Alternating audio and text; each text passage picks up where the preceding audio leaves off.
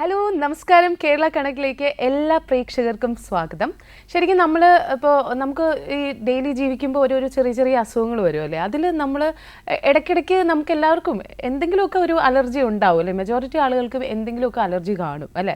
അപ്പോൾ ആ അലർജി എങ്ങനെ നമുക്ക് ട്രീറ്റ് ചെയ്യാം? പലരും അത് മൈൻഡ് ചെയ്യാതെ വിടുക, പിന്നെ എന്തെങ്കിലുമൊക്കെ സീരിയസ് ആകുമ്പോഴാണ് ചെന്ന് ട്രീറ്റ്മെൻറ്റിനെ പറ്റിയൊക്കെ ചിന്തിക്കുന്നത് തന്നെ. അപ്പോൾ അത്തരത്തിലുള്ള അലർജിയും ആ അലർജിക്കുള്ള ഹോമിയോപ്പതിക് ചികിത്സകളെയൊക്കെ പറ്റി നമ്മളുമായിട്ട് ഡിസ്കസ് ചെയ്യാൻ വേണ്ടിയിട്ട് തിരുവനന്തപുരം ഗവൺമെൻറ് ഹോമിയോപ്പതിക് മെഡിക്കൽ കോളേജിലെ മെറ്റീരിയ മെഡിക്ക ഡിപ്പാർട്ട്മെൻറ്റിലെ പ്രൊഫസറായിട്ടുള്ള ഡോക്ടർ ബീന ദാസ് ആണ് നമ്മുടെ കൂടെ ഉള്ളത്. Welcome to the show doctor. Yes doctor, ആദ്യം തന്നെ ചോദിക്കേണ്ടത് ഈ അലർജി, ശരിക്കും അലർജി എങ്ങനെയാണ് വരുന്നത്, എന്താണ് അത് ശരിക്കും ട്രിഗർ ചെയ്യുന്നത്, എന്തുകൊണ്ടാണ്? അലർജി എന്ന് പറയുന്നത് ശരിക്കും നമുക്ക് ചുറ്റും സാധാരണ നമുക്ക് ദോഷകരം അല്ലാത്ത ചെറിയ ചെറിയ വസ്തുക്കളാണ് അലർജി ആയിട്ട് വരുന്നത്. എന്ന് വെച്ചാൽ അവ നമ്മുടെ ശരീരത്തിലേക്ക് കയറുമ്പോൾ അതിനെ പ്രതികരിക്കാനായിട്ട് ആൻറ്റിജൻ എന്ന് പറഞ്ഞിട്ടൊരു സംഭവം നമ്മുടെ ശരീരത്തിൽ ഉണ്ടാക്കുന്നുണ്ട്. ഒപ്പം ചില രാസപദാർത്ഥങ്ങൾ, ഹിസ്റ്റമിൻ എന്ന് പറഞ്ഞ രാസപദാർത്ഥങ്ങളും ഉണ്ടാക്കുന്നുണ്ട്. ഈ രാസപദാർത്ഥം ഉണ്ടാക്കുന്നത് കൊണ്ടാണ് ഈ അലർജിയുടെ ലക്ഷണങ്ങളെല്ലാം തന്നെ ശരീരത്തിൽ ഉണ്ടാകുന്നത്. ഓക്കെ, അങ്ങനെയാണ് അലർജി ഉണ്ടാകുന്നത് അല്ലേ. അതുപോലെ തന്നെ ഇത് തന്നെ പലതരത്തിൽ വരാം. ചിലപ്പോൾ നമ്മൾ ശ്വസിക്കുമ്പോൾ നമ്മുടെ വായുവിലൂടെ തന്നെ ഉള്ളിലോട്ട് കയറിയിട്ട് അത് റെസ്പിറേറ്ററി സിംറ്റംസ് ആയിട്ടായിരിക്കും വരിക. അതിൽ മേജർ കോമൺ ആയിട്ട് വരുന്നതെന്ന് വെച്ചാൽ അലർജിക് റൈനൈറ്റിസ് എന്നുള്ള ഒരു കണ്ടീഷനാണ്. അതിൽ കുട്ടികൾക്കായിരിക്കും കൂടുതലും ഉണ്ടാകുക. ആർക്കു വേണോ വരാം. അതിൽ തന്നെ ആദ്യം കാണിക്കുന്ന സിംറ്റം തുമ്മലാണ്. കണ്ടിന്യൂസ് ആയിട്ട് തുമ്മുക, പിന്നെ അത് കഴിഞ്ഞാൽ തുടർച്ചയായിട്ട് വെള്ളം പോലെ ഇറ്റിറ്റ് വരിക. പിന്നെ ചിലവർക്ക് മൂക്ക്, കണ്ണ്, ചെവി ചൊറിച്ചിലായിട്ട് വരും. പിന്നെ ചിലവർക്ക് കണ്ണിൽ തന്നെ നല്ല ചുമന്ന് വരിക, കണ്ണിൽ നിന്ന് വെള്ളം വരിക. പിന്നെ അത് കുറച്ചുകൂടെ സിവിയർ ആയാൽ തൊണ്ടവേദനയായിട്ട് വരിക, അല്ലെങ്കിൽ ചെവി വേദനയായിട്ട് വരിക. അങ്ങനെ പലതരത്തിലായിട്ടാണ് ഈ സിംറ്റം കാണിക്കുന്നത്. ഇതിനു പുറമെ മറ്റു ഒരു ഗ്രൂപ്പിൽ ഇത് റെസ്പിറേറ്ററി ഡിസീസ്, അഗെയിൻ ഒരു ആസ്മാറ്റിക് കംപ്ലയിൻസ് ആയിട്ട് കാണിക്കാറുണ്ട്. അല്ലാതെ ചിലവർക്ക് ഭക്ഷണം കഴിക്കുമ്പോൾ ഉള്ളിപ്പോയിട്ട് അത് സ്റ്റൊമക് പെയിൻ, അബ്ഡോമിനൽ പെയിൻ ആയിട്ട് വരാം, അല്ലെങ്കിൽ വയറിളക്കമായിട്ടോ ഛർദിയായിട്ടോ അങ്ങനെ കാണിക്കാം. എന്നാൽ വേറൊരു ഗ്രൂപ്പിലാണെങ്കിൽ സ്കിന്നിലായിരിക്കും കാണിക്കുക. ചർമ്മത്തിൽ ചൊറിഞ്ഞു പൊന്തുന്ന, തടിച്ചു പൊന്തുന്ന, ചുമന്നിരിക്കുന്ന അങ്ങനെ ഒരു അലർജിക് റിയാക്ഷൻ കാണിക്കാം. എന്നാൽ ഏറ്റവും ഭയാനകമായ വേറൊരു കണ്ടീഷനുണ്ട്, അനാഫൈലാറ്റിക് റിയാക്ഷൻ എന്ന് പറയും. അത് ശരീരം ഒന്നാകെ നീരടിക്കുക, പെട്ടെന്ന് ശ്വാസം എടുക്കാൻ ബുദ്ധിമുട്ട് വരിക, പിന്നെ അത് ബി പി പെട്ടെന്ന് ഡൗൺ ആവുക. അങ്ങനത്തെ ഒരു എമർജൻസി കണ്ടീഷനാണ്. അത് എന്തായാലും എത്രയും പെട്ടെന്ന് നമ്മൾ ഹോസ്പിറ്റലിൽ കൊണ്ടുപോയി ട്രീറ്റ് ചെയ്യേണ്ട ഒരു കണ്ടീഷനാണ്. അതുപോലെ തന്നെ ഇപ്പോൾ ഡോക്ടർ പറഞ്ഞില്ലേ, മൂക്കിൽ നിന്ന് വെള്ളം വരിക, തുമ്മൽ വരിക. അപ്പോൾ ഈ ശരിക്കും ഈ ഒരു സിംറ്റംസ് ഒക്കെ കാണിക്കുമ്പോൾ ഇതൊരു നോർമൽ അലർജി ആണോ അതോ മറ്റെന്തെങ്കിലും കോമൺ കോൾഡ് ആണോ എന്നൊരു ഡൗട്ട് വരാം. ശരിയാണ്, കോമൺ കോൾഡ് എന്ന് വെച്ചാൽ ഒരു വൈറസ് ഡിസീസാണ്. അപ്പോൾ അതിലാണെങ്കിൽ ശരിക്കും പറഞ്ഞാൽ ബ്ലഡിൽ അലർജിക് വേറെ സിംറ്റംസ് ഒന്നും കൂടുന്നില്ല. ഇത് അതേസമയം നമ്മൾ അലർജിക് വരുന്ന റൈനൈറ്റിസ്, അതായത് മൂക്കിൽ നിന്ന് വെള്ളം വരുന്നതാണെങ്കിൽ അതിൻ്റെ ചേഞ്ചസ് നമുക്ക് ബ്ലഡിൽ കാണാൻ പറ്റും. അത് ഒന്നാമതായിട്ട് അതിന് ആൻറ്റിബോഡി ഫോം ചെയ്യും ഈ അലർജി കണ്ടീഷനിൽ. IgE എന്ന് പറയുന്നത് അത് എപ്പോഴും റൈസ്ഡ് ആയിരിക്കും ഈ അലർജി കണ്ടീഷനിൽ. അതേസമയം ഒരു കോമൺ കോൾഡിൽ അങ്ങനെ ഉണ്ടാവില്ല. പിന്നെ കോമൺ കോൾഡ് സാധാരണ ഒരു 3-4 ദിവസം നിൽക്കും, പോകും. അതേസമയം ഇത് അങ്ങനെയല്ല. എന്തെങ്കിലും ഒരു ട്രിഗർ ഫാക്ടർ വരുമ്പോൾ വീണ്ടും എക്സാമ്പിൾ ഒരു പൊടിയാകാം, തണുപ്പാകാം, അങ്ങനെ എന്തെങ്കിലും ഒരു ട്രിഗർ ഫാക്ടേഴ്സിനോട് ബോഡി എക്സ്പോസ്ഡ് ആകുമ്പോൾ വീണ്ടും കണ്ടിന്യൂസ് ആയിട്ട് വന്നുകൊണ്ടേയിരിക്കും. മനസ്സിലായി. അങ്ങനെ അപ്പോൾ ഇത് എങ്ങനെയാണ് നമുക്കിപ്പോൾ നമ്മൾ വീട്ടിൽ നിന്ന് തുമ്മുകയാണ്, ജലദോഷം പോലെ ഉണ്ട്, അപ്പം നമുക്ക് എങ്ങനെ അത് മനസ്സിലാക്കാം ഇത് പോകണം ഹോസ്പിറ്റലിൽ, അലർജി ആണ് അല്ല കോമൺ കോൾഡ് അല്ല? ഇതിനൊരു ശരിക്കും പറഞ്ഞാൽ നമ്മൾ ഇത് സൂക്ഷിച്ച് ഒന്ന് ശ്രദ്ധിച്ച് നോക്കിയാൽ പാരമ്പര്യം കാണും, ഫാമിലി ഹിസ്റ്ററി കാണും. ഒന്നുകിൽ അച്ഛൻ അല്ലെങ്കിൽ അമ്മയ്ക്ക് ഒരു അലർജിയുടെ സിംറ്റംസ്, ഒന്നുകിൽ അലർജിക് റൈനൈറ്റിസ്, ഈ പറഞ്ഞ തുമ്മലാകാം, ചിലപ്പോൾ ഒരു ആസ്മയുടെ ഹിസ്റ്ററി ആകാം, ചിലപ്പോൾ സ്കിന്നിൽ വരുന്ന ഒരു അലർജിക് അർട്ടിക്കേരിയ എന്നൊക്കെ പറയും, അർട്ടിക്കേരിയ ഹൈവ്സ് എന്നൊക്കെ പറയും, അങ്ങനെ ഒരു ചോഞ്ഞു പൊന്തുന്നതാകാം. ചിലപ്പോൾ സ്കിന്നിൽ എക്സിമ, വിണ്ട് കീറി പൊട്ടുന്ന പോലെ ഒലിച്ചിട്ട്, അങ്ങനെ എന്തെങ്കിലും ഒരു ഹിസ്റ്ററി ഉണ്ടെങ്കിൽ അവർക്ക് കൂടുതലും ചാൻസ് ഏതെങ്കിലും ഒരു തരത്തിൽ നെക്സ്റ്റ് ജനറേഷൻ അത് മാനിഫെസ്റ്റ് ചെയ്യാം. അപ്പം നമുക്ക് അത് കുറച്ചും കൂടെ ഒന്ന് ശ്രദ്ധിക്കേണ്ട പോയിന്റ്സ് ആണ്. പിന്നെ അത് തുടർച്ചയായിട്ട് വരും. മാത്രമല്ല കുട്ടികളിലാണെങ്കിൽ അവർക്ക് സ്റ്റഡീസിലൊന്നും ശ്രദ്ധിക്കാതെ പറ്റില്ല. ഇപ്പം ഗ്രോൺ അപ്പ് പേഴ്സൺ ആണെങ്കിൽ ടീനേജേഴ്സിനൊക്കെ അവരുടെ വർക്ക് പ്ലേസിൽ അവർക്ക് നന്നായിട്ട് പെർഫോം ചെയ്യില്ല. അങ്ങനെയൊക്കെ വരുമ്പോൾ അവർക്ക് എന്തായാലും അറിയാം സാധാരണ കോമൺ കോൾഡ് അല്ല, ഇതിനെന്തായാലും ട്രീറ്റ്മെൻറ്റ് എടുക്കേണ്ടി വരും, ട്രിഗേഴ്സൊക്കെ അവോയ്ഡ് ചെയ്യേണ്ടി വരും. അങ്ങനെ നമുക്ക് മനസ്സിലാക്കാൻ പറ്റും. ശരിക്കും ഏറ്റവും കോമൺ ആയി കണ്ടുവരുന്ന ഒരു ട്രിഗർ എന്താണ്? ട്രിഗർ എന്ന് പറയുന്നത് തണുപ്പ്, പൊടിയാണ് ഏറ്റവും കൂടുതലായിട്ട്. ഈ ഇടയ്ക്ക് ഒരു സ്റ്റഡി ചെയ്തിരുന്നു അതിൽ കണ്ടുവന്നത് എന്താ വെച്ചാൽ പൊടിയാണ് കണ്ടത്. രണ്ടാമതാണ് തണുപ്പ്, കോൾഡ് വാട്ടറിൽ കുളിക്കുക, ഇങ്ങനത്തെയൊക്കെ. പിന്നെ പൂമ്പൊടി, ചിലത് സീസൺ വൈസ് കൂടുന്നുണ്ട്, അപ്പോൾ അതിൽ പൂമ്പൊടി, പിന്നെ വീട്ടിൽ തന്നെ നായ, പിന്നെ ബേർഡ്സൊക്കെ ഉണ്ടെങ്കിൽ അതിൻ്റെയൊക്കെ രോമങ്ങൾ ഇങ്ങനെയൊക്കെ ശ്വസിച്ചൊക്കെ ഉണ്ടാകുന്നത്. ഏറ്റവും കൂടുതൽ പൊടികളാണ്, ഡസ്റ്റ്. ഡസ്റ്റ് ആണ് കൂടുതലായിട്ട് ഉണ്ടാകുന്നത്. പക്ഷെ തണുപ്പ് അലർജിക്ക് ട്രിഗർ ആവുന്നത് ഞാൻ ഫസ്റ്റ് ടൈമാണ്. തണുപ്പുണ്ട് എന്ന് വെച്ചാൽ ചിലവർക്ക് ഇപ്പം തണുത്ത പ്രദേശത്തേക്ക് പോകുമ്പോൾ എക്സാമ്പിൾ മൂന്നാറൊക്കെ ട്രിപ്പ് അടിച്ചിട്ട് വരുന്നവർ പറയാറുണ്ട്. പിന്നെ ചിലവർ ഈവൻ 2 വീലറിൽ റൈഡ് ചെയ്യുമ്പം അവർ പറയാറുണ്ട് ഒരു റൈഡ് കഴിഞ്ഞ് വരുമ്പോൾ അവർക്ക് അലർജി കൂടി. ഇതൊക്കെ കേൾക്കാണ്. മഴ നനയുന്ന കേസുകൾ, ഇതൊക്കെ തുമ്മൽ കൂടുന്നതായിട്ടാണ് കാണുന്നത്. ട്രിഗർ ഫാക്ടേഴ്സ് ആണ് ഇവയെല്ലാം. അതുപോലെ തന്നെ ഈ സൺലൈറ്റ് അലർജി എന്ന് കേട്ടിട്ടുണ്ട്. സൺലൈറ്റ് അലർജി വരാറുണ്ട്. സൺലൈറ്റും പറയുന്നുണ്ട് അലർജി. അത് ചിലവർക്ക് സൺ ബേൺ പോലെയും ചിലവർക്ക് സണ്ണിന്റെ തന്നെ ഒരു അർട്ടിക്കേരിയ പോലെ, ഈവൻ മെന്റൽ സ്ട്രെസ് പോലും.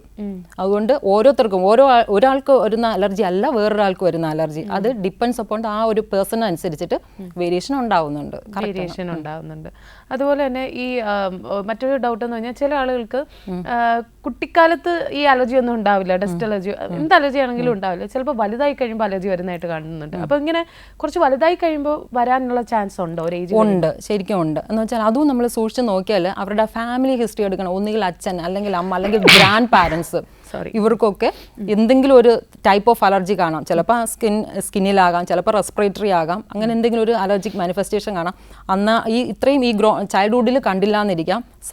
കൂടുതലായിട്ട് ചൈൽഡ്ഹുഡിൽ കണ്ടിട്ട് പിന്നെയും വരുന്നതാണ് കാണുന്നത്. എങ്കിൽ പോലും ചൈൽഡ്ഹുഡിൽ കണ്ടില്ലേലും പിന്നെ എന്തെങ്കിലും ഗ്രോണപ്പ് ആകുമ്പോഴത്തേക്ക് ഒരു ട്രിഗർ ഫാക്ടേഴ്സ് വരുമ്പോൾ അത് വീണ്ടും പൊന്തുന്നതായിട്ടാണ് കാണുന്നത്. ലേറ്റ് ഫേസ് ആയിട്ട് വരുന്നതാണ്. പക്ഷെ അവർക്ക് അത് നേരത്തെ ഉണ്ട്, ആ ടെൻഡൻസി ഉണ്ട് അവർക്ക്. അതെ, അലർജി കാലത്ത് കണ്ടില്ല. ഇനി ഒരു പക്ഷേ ചിലപ്പോൾ തീരെ യങ്ങായിരിക്കുമ്പോൾ ഒരു സ്കിന്നിലെങ്ങാനും ചെറിയൊരു ഡ്രൈനസ് ഓഫ് ദ സ്കിന്നും, തീരെ പൊടി ബേബീസ് ആകുമ്പോൾ നമ്മൾ ശ്രദ്ധിച്ചറിയാം അവരുടെ ചീക്കൊക്കെ റെഡായിട്ടും ഡ്രൈ സ്കിന്നായിട്ടിരിക്കും. അപ്പോൾ അവരുടെ പിന്നെ അതങ്ങ് മാറിയിട്ടുണ്ടാകാം. പിന്നെ അവർക്കൊരു എക്സിമയിലോട്ട് പോകാം. അങ്ങനെ ഒരു ടെൻഡൻസി ഉള്ളിലുണ്ടെന്നാണ് നമ്മൾ മനസ്സിലാക്കുന്നത്. ഓക്കെ. അതുപോലെ തന്നെ ഈ അലർജി ചെയ്യുമ്പോൾ നമ്മൾ ശരിക്കും എപ്പോഴാണ് ഈ ഇത് കുറച്ച് സീരിയസ് ആണ് എന്ന് നമ്മൾ മനസ്സിലാക്കേണ്ടത്? എന്ന് പറഞ്ഞാൽ ഇപ്പോൾ സ്റ്റുഡൻസ് ആകുമ്പോൾ നമുക്കറിയാം രാവിലെ ഉറക്കം എഴുന്നേൽക്കുന്നു, ബെഡിൽ നിന്ന് എഴുന്നേറ്റ് പുറത്ത് വരുമ്പം തുടങ്ങും തുമ്മൽ. അപ്പോൾ അതും പിന്നെ മൂക്ക് പിടിക്കുക, മൂക്ക് തിരുമ്മി നടക്കുക, മൂക്ക് അടയുക. അപ്പോൾ സ്കൂളിൽ പോകാൻ പറ്റാതെ വരിക, സ്റ്റഡീസിൽ അവർക്ക് കോൺസെൻട്രേറ്റ് ചെയ്യാൻ പറ്റില്ല. അതാണ് ഒരു കുട്ടികളെ സംബന്ധിച്ച്. കാരണം അവർക്ക് അത് ഒരു ബുദ്ധിമുട്ടാണ് തന്നെയാണ്.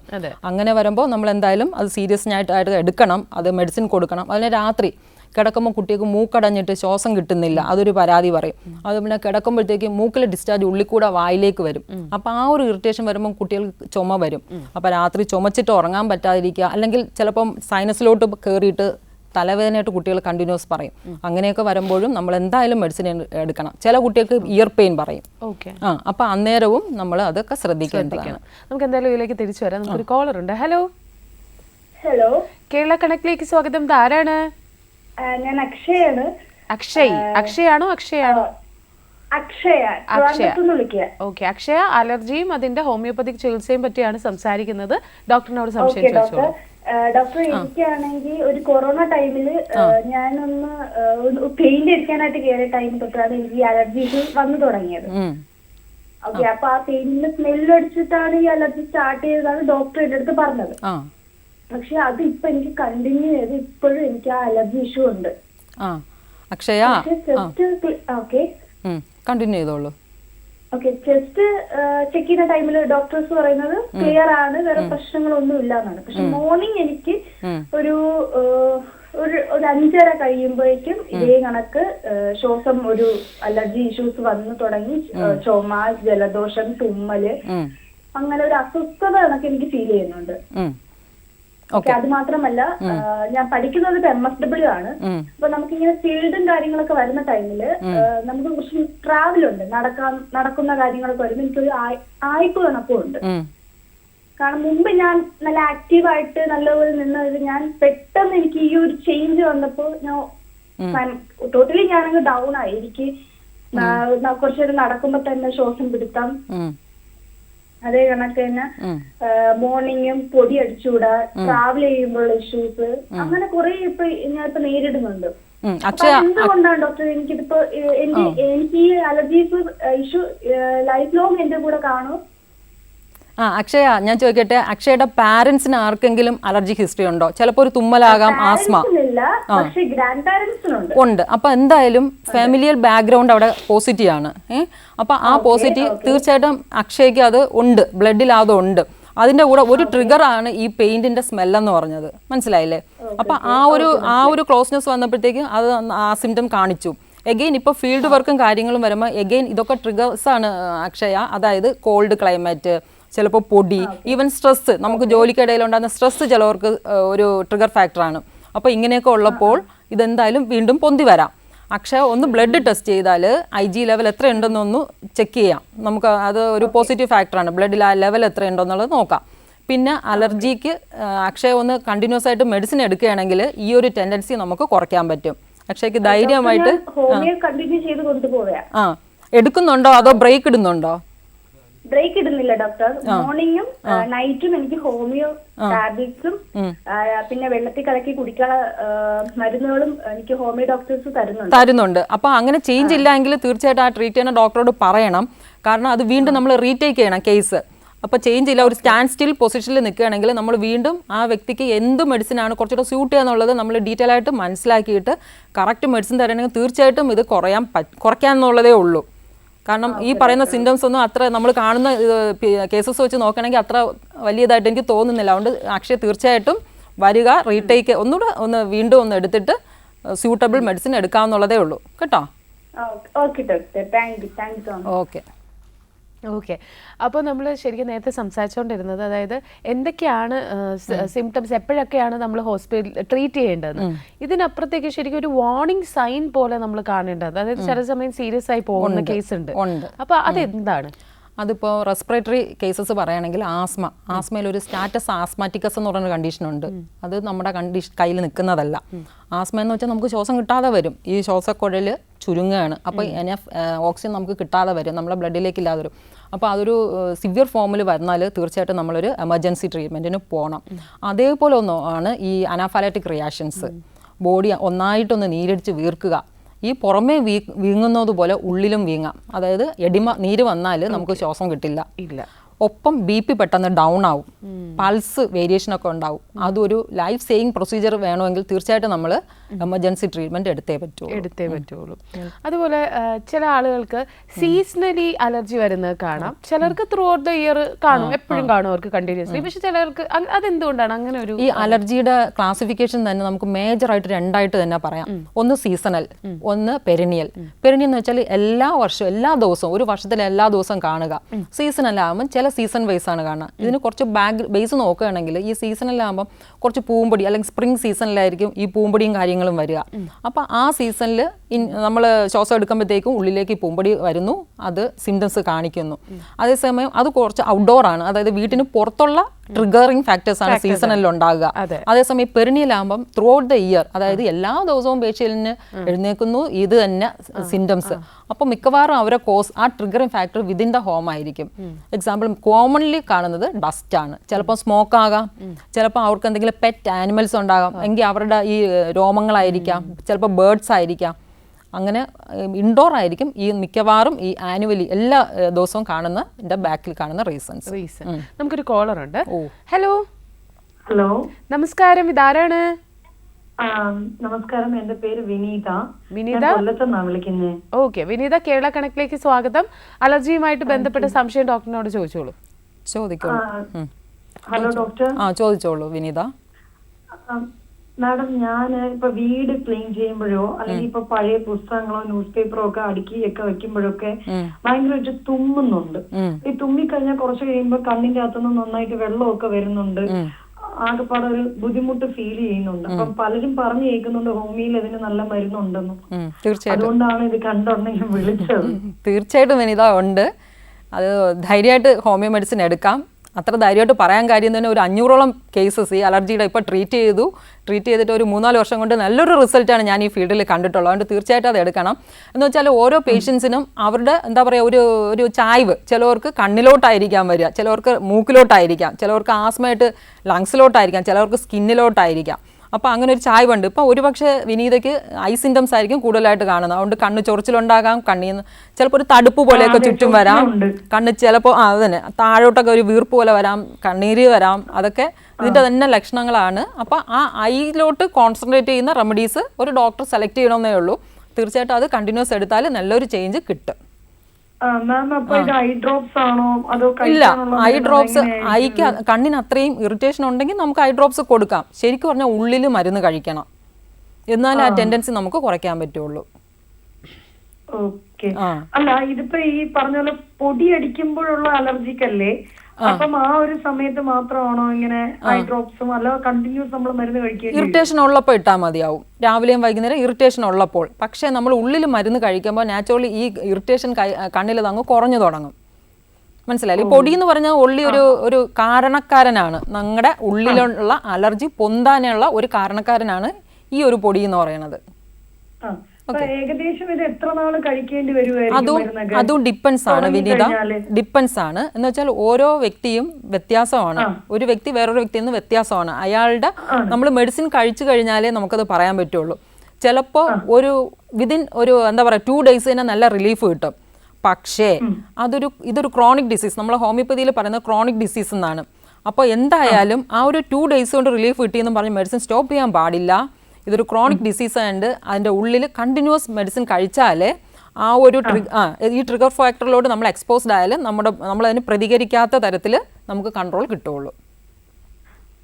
മനസ്സിലായില്ലേ? കണ്ടിന്യൂസ് എടുക്കണം, കണ്ടിന്യൂസ് എടുക്കേണ്ടി വരും. അതെ. Okay, thank you so much. Okay doctor, നമ്മളപ്പോൾ അലർജീസ് ശരിക്കും ഈ നമുക്കുണ്ടാകുന്ന സമയത്ത് എന്തൊക്കെയാണ് നമുക്ക് ഡയഗ്നൈസ് ചെയ്യാനുള്ള വഴി, എങ്ങനെയാണ് നമ്മൾ ഡയഗ്നൈസ് ചെയ്യുന്നത്, മനസ്സിലാക്കാൻ പറ്റുന്നത്? ഇത് നമുക്ക് ഒന്നാമത് ഒരു രോഗി അല്ലെങ്കിൽ രോഗം ഇങ്ങനെ കാണിക്കുമ്പോൾ ആ സിംറ്റംസ് വെച്ചിട്ട് നമുക്ക് ഡയഗ്നോസ് ചെയ്യാം. എക്സാമ്പിൾ ഇപ്പോൾ അലർജിക് റൈനൈറ്റിസ് ആണെങ്കിൽ നമ്മൾ പറഞ്ഞു മൂക്കൊലിച്ചുകൊണ്ടിരിക്കുക, മൂക്ക് തിരുമിക്കൊണ്ടിരിക്കുക കുട്ടിയാണെങ്കിൽ, അല്ലെങ്കിൽ തുമ്മിക്കൊണ്ടിരിക്കുക, അങ്ങനത്തെ സിംറ്റം വെച്ചിട്ട്. പിന്നെ നമുക്ക് ഫാമിലി ഹിസ്റ്ററി, കേസ് ടേക്കിംഗ്, നമ്മൾ കാര്യങ്ങളൊക്കെ ഡീറ്റെയിൽ ആയിട്ട് ചോദിച്ച് മനസ്സിലാക്കുമ്പോൾ ഒരു ഫാമിലിയിൽ പോസിറ്റീവ് ഹിസ്റ്ററി നമുക്ക് കിട്ടും. അച്ഛൻ, അമ്മ അല്ലെങ്കിൽ ഗ്രാൻഡ് പാരൻസിന് ഇതിൻ്റെ ഒരു ചായ്വുണ്ടാവും, അങ്ങനെ കിട്ടും. പിന്നെ നമുക്ക് ബ്ലഡ് ടെസ്റ്റ് ഉണ്ട്. ബ്ലഡ് ടെസ്റ്റിൽ അതായത് ഈ ആൻറ്റിജൻ ട്രിഗർ ഫാക്ടർ എന്ന് പറഞ്ഞാൽ പുറമേയുള്ള ഈ ഒരു കാരണക്കാരൻ ഉള്ളിക്കടക്കുമ്പോൾ ബോഡി അതിനെ എതിർക്കാനായിട്ട് ആൻറ്റിജൻ ഉണ്ടാക്കും. അതിന് മെയിൻലി IgE എന്ന് പറയുന്നതാണ്. അപ്പോൾ അതിൻ്റെ ലെവലൊന്ന് റേസ്ഡ് ആയിരിക്കും. അല്ലെങ്കിൽ നമുക്ക് ഒരു മനസ്സിലാക്കാനായിട്ട് സ്കിൻ പാച്ച് ടെസ്റ്റ് എന്ന് പറയും, അല്ലെങ്കിൽ സ്കിൻ പ്രിക്ക് ടെസ്റ്റ് എന്ന് പറയും. അത് ഡിഫറെൻറ്റ് അലർജന് നമ്മളെ ബോഡിയിൽ ഇഞ്ചെക്ട് ചെയ്യുകയാണ് ചെയ്യുന്നത്, ഒരു സ്മോൾ എമൗണ്ട്. അപ്പോൾ അവിടെ ഒരു പൊന്തുന്ന ഒരു റിയാക്ഷൻ ബോഡിയിൽ അങ്ങനെ കാണിക്കുകയാണെങ്കിൽ അത് പോസിറ്റീവ് ആണെങ്കിൽ ആ ഒരു പർട്ടിക്കുലർ അലർജനോട് അലർജി ഉണ്ടെന്നുള്ളത് നമുക്ക് മനസ്സിലാക്കാൻ പറ്റും. ഒരു ഈ പറയുന്ന അലർജി ടെസ്റ്റിലാണോ മൾട്ടിപ്പിൾ കാര്യങ്ങൾ നമ്മൾ? അതെ, മൾട്ടിപ്പിൾ ഐറ്റംസ് ഇങ്ങനെ കുത്തിവെക്കും. ചിലപ്പോൾ ഈവൻ മെഡിസിൻസ് ഒക്കെ ചിലപ്പോൾ നോക്കും, പല ഏതൊക്കെ നോടാണ് പേഷ്യന്റ് അലർജിക് എന്ന് മനസ്സിലാക്കാനായിട്ട്. അപ്പോൾ ആ ഒരു അലർജി ടെസ്റ്റിലൂടെ നമുക്ക് ഈ പറയുന്ന പോലെ ഫുഡ് അലർജി എന്താണെന്നുണ്ടെങ്കിലും മനസ്സിലാക്കാൻ പറ്റും. ഏറെക്കുറെ നമുക്ക് പറ്റും. അതിൽ നമ്മൾ അവോയ്ഡ് ചെയ്യണമെന്നാണ് പറയുന്നത്. അപ്പോഴത്തേക്കും നമുക്ക് അതിന് അല്ലെന്ന് നമുക്ക് ഈ അലർജിക് സിംറ്റംസ് അവോയ്ഡ് ചെയ്യാൻ പറ്റും. ഓക്കെ, അപ്പോൾ അത് ആ ടെസ്റ്റ് ഒരു വലിയ പ്രോസസ്സാണ്. കാരണം ഇത്രയും അധികം അത് കയ്യിൽ മുതുകിൽ ഇങ്ങനെ മൾട്ടിപ്പിൾ ആയിട്ട് ഇങ്ങനെ ഇഞ്ചെക്ട് ചെയ്തിട്ട് ഒരു റൗണ്ട് വരച്ചിടും. അപ്പോൾ ആ റൗണ്ടിൽ നമ്മൾ നമ്പർ ഇടും. അപ്പോഴത്തേക്ക് നമ്പർ നമ്മൾ ഒരു ചാർട്ടിൽ എഴുതിയിരിക്കും. 1 എന്ന് പറഞ്ഞാൽ ഏതിനോടാണ്, 2 എന്ന് പറഞ്ഞാൽ ഏതിനോടാണ്. അപ്പോൾ ഏതിലൊക്കെയാണോ ആ ഒരു അർട്ടിക്കേരിയ, അതായത് പൊന്തി വരുന്നത്, വീൽ ഇറപ്ഷൻസ് എന്നാണ് പറയുന്നത്, പൊന്തി വരുന്നത് സ്കിന്ന്, അപ്പോൾ അത് അലർജിക്കാണ്. ഓക്കെ, അപ്പോൾ ജസ്റ്റ് ഔട്ട് ഓഫ് ക്യൂരിയോസിറ്റി ചോദിക്കുകയാണ്, അതായത് ഇതിപ്പോൾ ഇഞ്ചെക്ഷൻ കുത്തി വെക്കണമല്ലോ, അപ്പോൾ എത്ര എണ്ണം നോക്കുമായിരിക്കും അത് മൊത്തം? അത് ഈവൻ ചിലപ്പോൾ ഒരു 20 ആകാം, ചിലപ്പോൾ ഒരു 200 ആകാം. അത് നമുക്ക് എന്തിനോടൊക്കെ ആണോ എന്നുള്ളത് പല വെറൈറ്റി, ചിലപ്പോൾ മിൽക്ക് പലതും ഉണ്ടല്ലോ, പല എസ്പെഷ്യൽ പ്രോട്ടീൻസിനോടാണ് ആൾക്കാർ അലർജിക്ക് ആകുന്നത്. അപ്പോൾ ഡിഫറെൻറ്റ് ടൈപ്സ് നമുക്ക് സ്ഥലമുള്ളതുപോലെ കുത്തിവെച്ച് നമുക്ക് നോക്കാം. അത്യാവശ്യം പെയിൻഫുൾ ആണ്, ചെറിയ ചെറിയ കുത്ത് ഒരുപാട് കിട്ടും. എന്നാലാണ് ഏത് അലർജിനോടാണ് അലർജിക്ക് എന്ന് അറിയാൻ പറ്റുക. പൊതുവെ ഈ അത് അറിയാൻ പറ്റാത്തവർക്കായിരിക്കും അത് അതെ, അതിന്റെ ഒരു ആവശ്യമില്ല. ശരിക്കും പറഞ്ഞാൽ നമുക്ക് സിംറ്റം കേട്ടിട്ട് ആ ഒരു ടെൻഡൻസിയാണ് ഹോമിയോപ്പതിയിൽ, ആ ടെൻഡൻസി നമ്മൾ മാറ്റി കൊടുത്താൽ മതി. അപ്പോഴത്തേക്ക് ഇതിന്റെ ഒരു ഇതിലേക്ക് പോകേണ്ടി വരുന്നില്ല. മനസ്സിലായി.